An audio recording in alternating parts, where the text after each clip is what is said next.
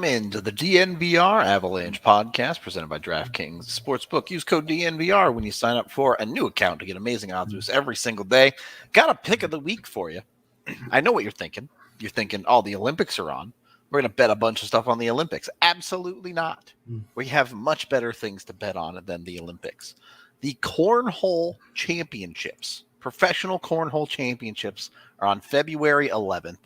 The singles guy to win it is an extremely real and not made up person, Matt Guy. His name is Matt Guy. He's plus 330. He's really good at throwing bags in a hole. That's my pick. Go bet on Matt Guy to win the Cornhole Championships on February 11th. I genuinely hope that if I were to go to the Wikipedia page for Cornhole, it would describe the game as people throwing bags into a hole. I hope that's the way it's described as well.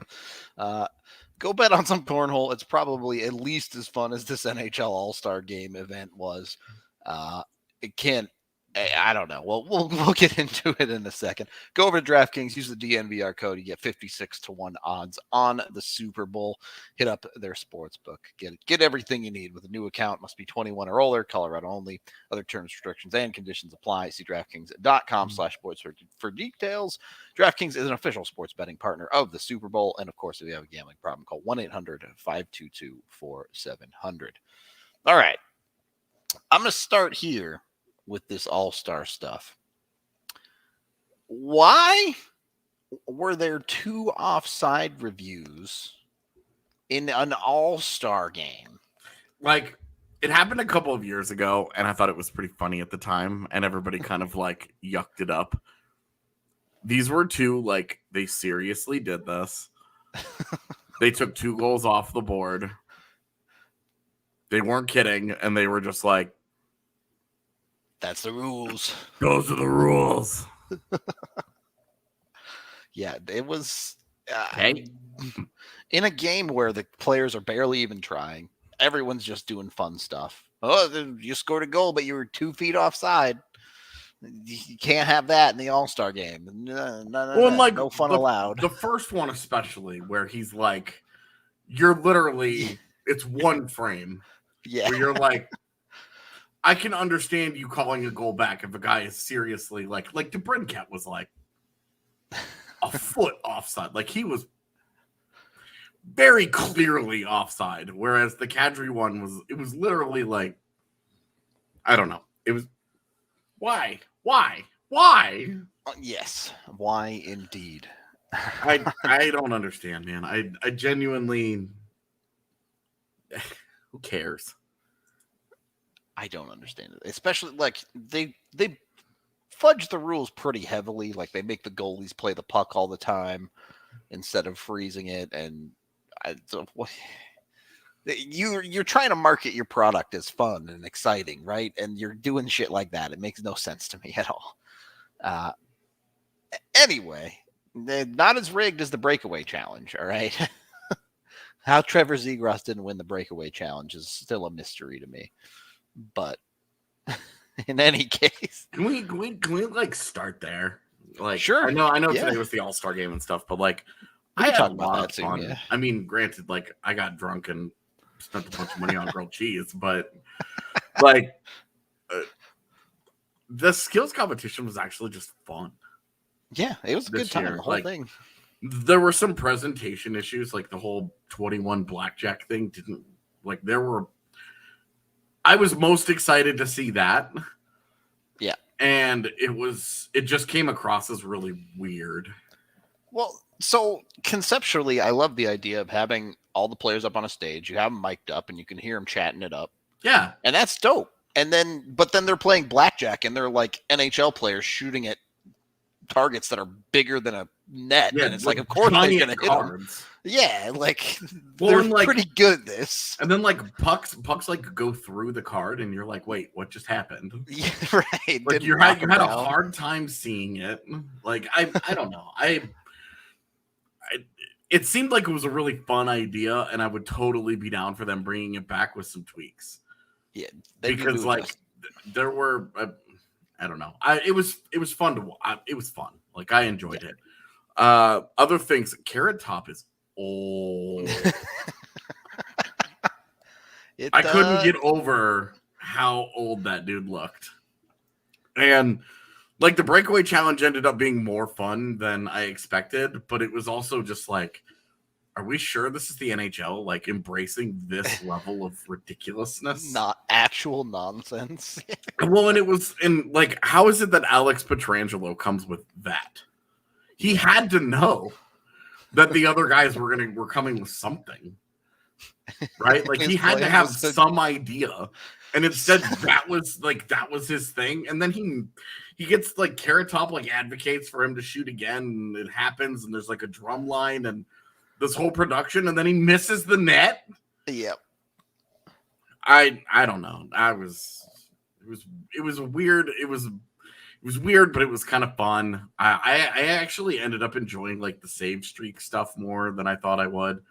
The whole fountain thing was incredible. I loved every second of that. The only thing that they were missing was the last two having an American Gladiator style battle, and the loser goes into the water and has someone needed to get dunked for sure. Yeah. Like you're out in the fountain, and it's like, dude, somebody's got to go in this water. This is easily the thing that appeals to you, that appeals to everybody the most. Everybody wants to see somebody go in. One of the announcers was like joking with someone about taking a dip, and then like it seemed like he panicked and thought someone might actually do it, and immediately goes, "Don't do that." So,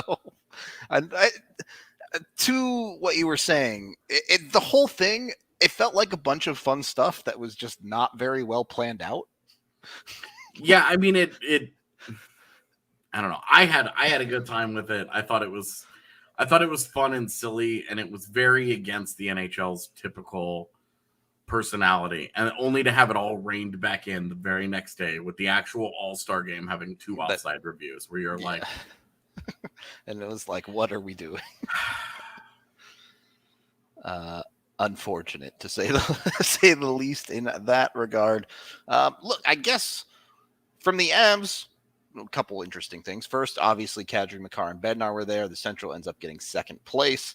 Kadri played pretty well, did interesting stuff, came in, I guess, sort of second place in the blackjack thing, and sort of, yeah. Sure. And then scored a couple goals in the All-Star games. Well, and like was one of the few guys, like I love that he was taking full like 2-minute shifts. Yeah, he was just like, I'm not getting off the ice. I've never made an All-Star game. I'm 31. There's a good chance I never make another one. Like, I'm not getting off the ice. I'm doing my thing, and you are not going to stop me.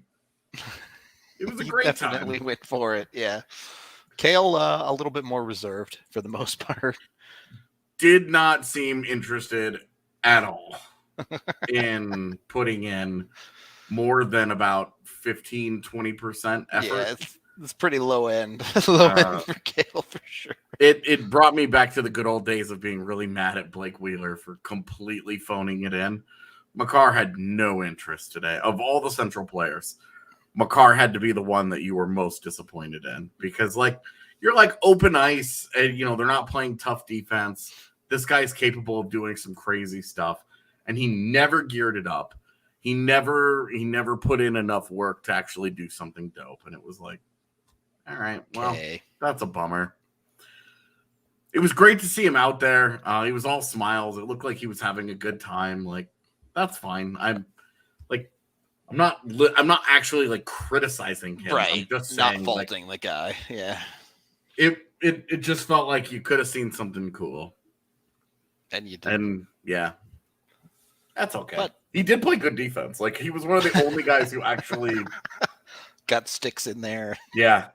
Watching Clayton Keller completely punt on the idea of a back check He lost the puck and he literally just drifted, like controller Continued disconnect, drifting in behind the net as they go the other way, and it's like, oh, no okay. interest whatsoever. And it was like, I love the All-Star game.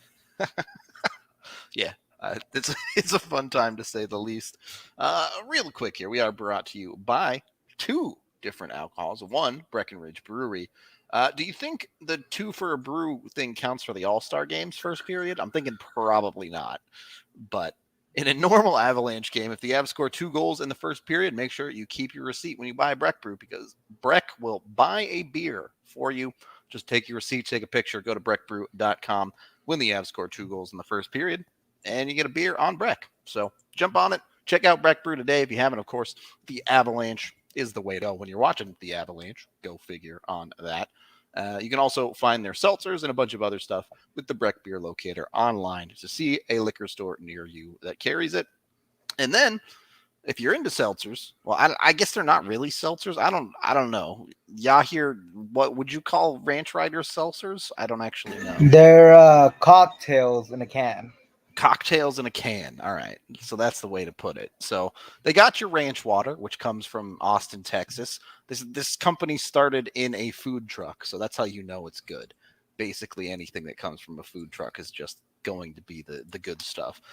You get your ranch water. You can also get other seltzer water and other things, depending on which one you pick up. You mix it either with Reposado tequila, which is highly recommended by Yahir, Ali, all the tequila drinkers in this company. Or if that's not your thing, they also have 6X distilled vodka. So either way, they get your alcohol. They're delicious. If you're into ranch water, you have to try them. They're one of the 10 fastest growing alcohol companies in the country. So seems pretty good. Go check out Ranch Riders today. Get yourself some drinks. Third period of the DNVR. Third period? Sure. It's third period. Doesn't matter. There were only 2 periods in today's games. It's close enough. 2 players that are going to obviously be interesting to talk about here that everyone on Twitter was a buzz about. First of all, Joe Pavelski. He plays the blackjack thing with Kadri. They're chatting it up. Then we get to the All-Star game, and wouldn't you know it, Jared Bednar says, I think I'll throw Joe Pavelski out with Kadri and Makar. Is that a little bit of a test, a little bit of a check to see what's going on? I see that eyebrow wiggling a little bit, AJ. I mean, you can talk yourself into anything. Okay, all right, fair enough. Pavelski played pretty well. I'll put it that way. I think people would be excited to have him outside of Dallas, but nothing to say, huh? No, I mean, we've talked about this. Like, look, there are 2 really obvious guys that were in this All-Star game that you could point to as being major upgrades for the Avalanche and guys who could be available at the deadline in Joe Pavelski and Claude Giroux. Yeah.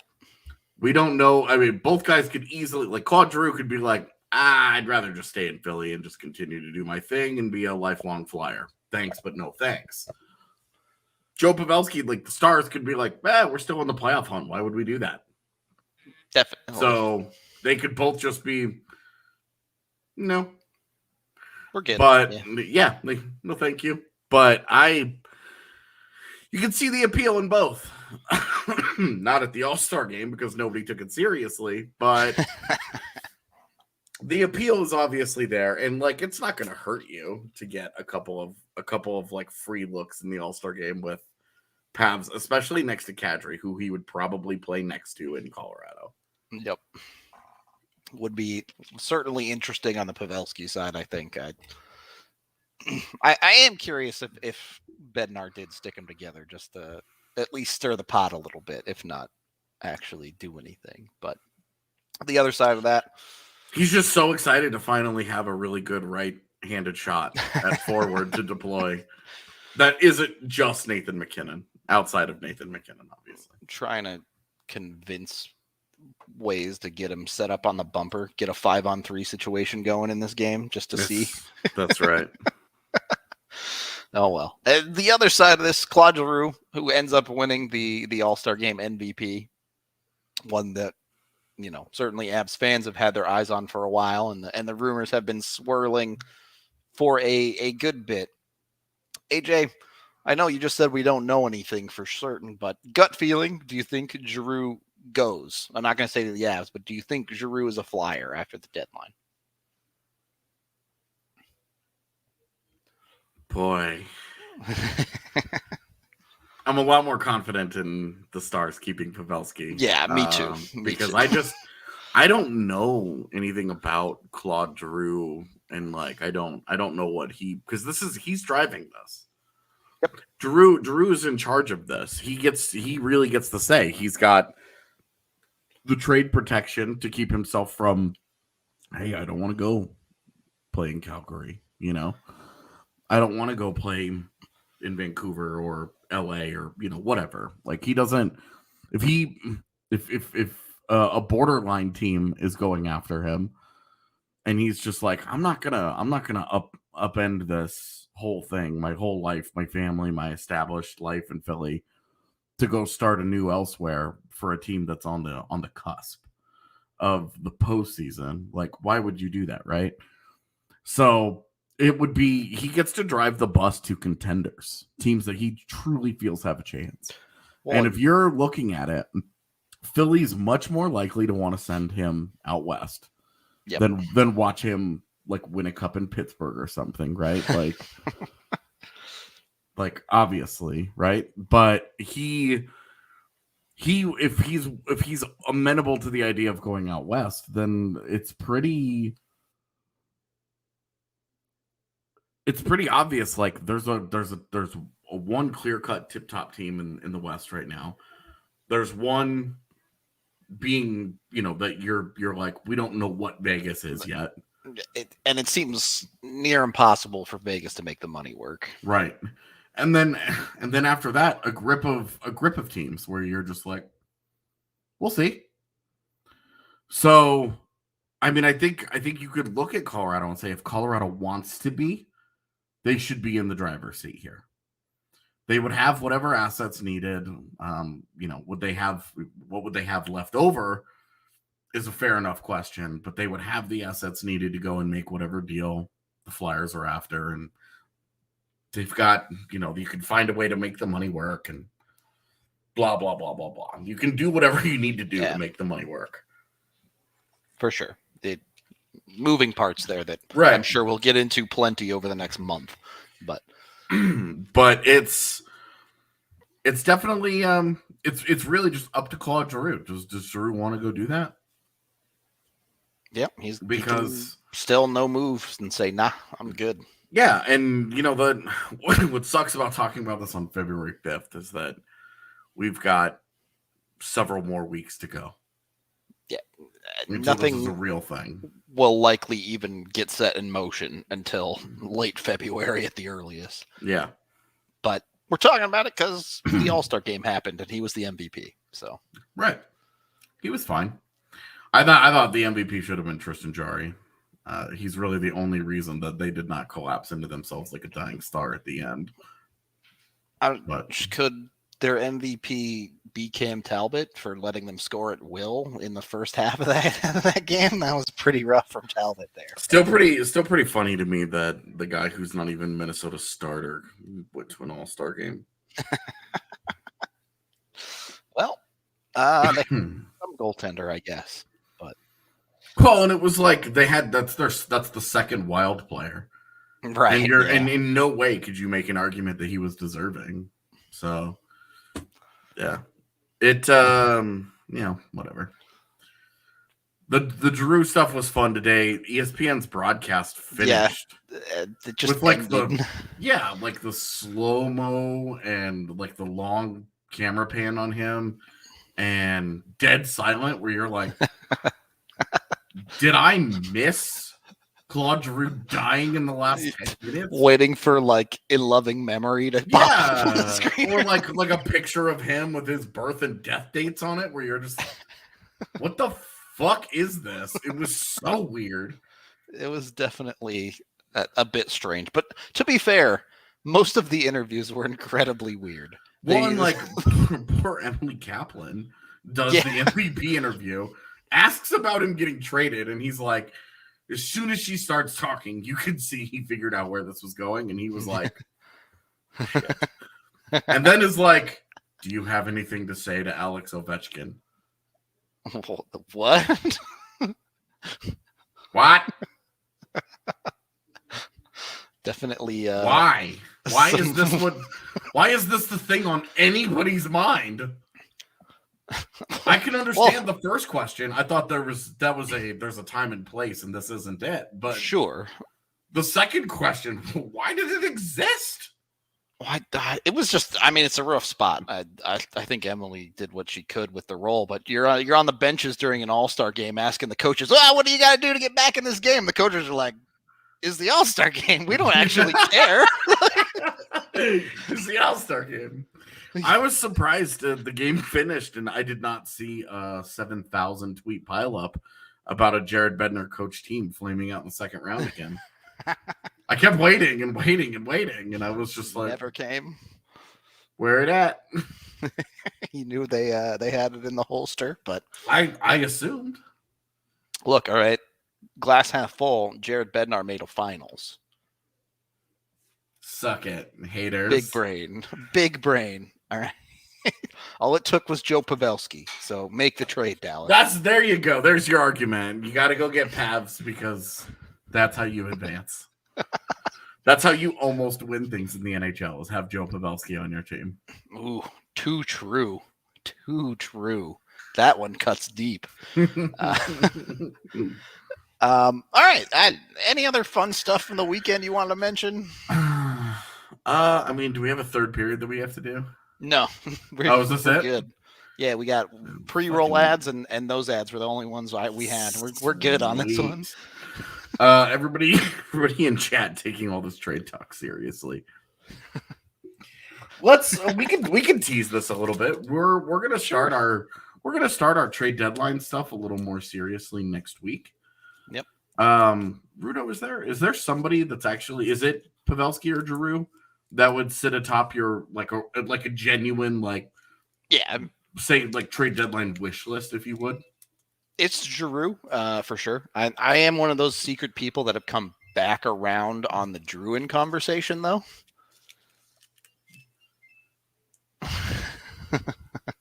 He just remains silent for that one because he's in that boat too. Look at that evil smile. I can tell. So maybe that's a conversation for next week. Would love Giroux or Pavs, though. They're both in my top 5 wants. No doubt about that. I like that the right-handed, they help you in the face-offs, but you get help in the face-off circle, but that's not the reason you got them. Yeah. They're actual good. If you go and get Luke Glendening, you got them because of face-offs, and then everything else you just hope goes well. Yep.